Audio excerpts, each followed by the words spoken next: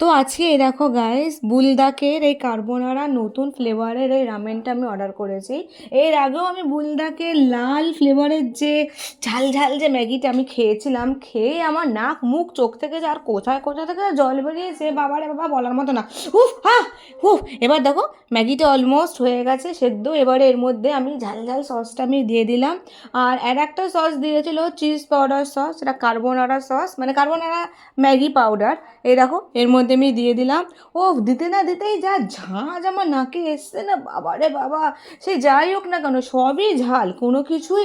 এখানে লেখা ছিল প্যাকেটে লেস স্পাইসি দেন লাল প্যাকেটের থেকে, কিন্তু বাবা আমার তো মনে হচ্ছে রে মনে আরও স্পাইসি হবে। তো ঠিক আছে, আমি রান্না করে দেখি। অ্যাকচুয়ালি এটা আমি করছিলাম ভাইয়ের জন্য। তো ও বললো দিদি আমাকে একটু রামেন করে দে। বললাম ঠিক আছে। এই দেখো লাল সসটা দেওয়ার পর আমি এই চিজ পাউডারটা আমি দিয়ে দিলাম। ওকে। এবারে ভালো করে একটু নাড়িয়ে ছাড়িয়ে আরও যখন দিলাম না চিজ পাউডারটা, তখন দেখলাম লালটা একটুখানি হালকা পিঙ্ক পিঙ্ক কালারের একটু এসে গেল। তো ভাবলাম হয়তো ঠিক আছে, একটু কম ঝাল হবে।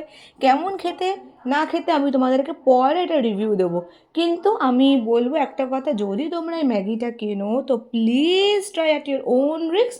কেননা খাওয়ার পর তোমাদের কী অবস্থা হবে আমি কিন্তু দায়িত্ব নিতে পারবো না। আর পরে কিন্তু আমাকে বলবে না যে এই মেয়েটা আমাদেরকে দেখিয়েছে বলে এনকারেজ হয়ে আমি কিনেছি, আমাদের খেয়ে পেট খারাপ হয়ে গেছে।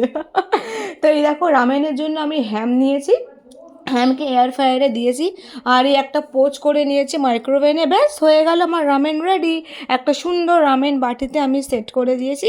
এবারে চলো এটা ভাইকে দিই, দেখি ভাই খেয়ে কী বলে। অ্যাকচুয়ালি আমি আর ভাই কিন্তু ঝাল খেয়ে অভ্যস্ত, কিন্তু এতটাও না। তো ভাইকে বললাম এই নে, ওই দেখো ভাই এখন কাজ করতে বসেছে। তো ভাইকে বললাম এই নে।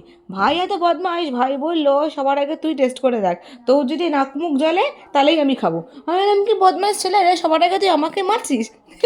তাহলে ঠিক আছে, সবার আগে আমি টেস্ট করে দেখি।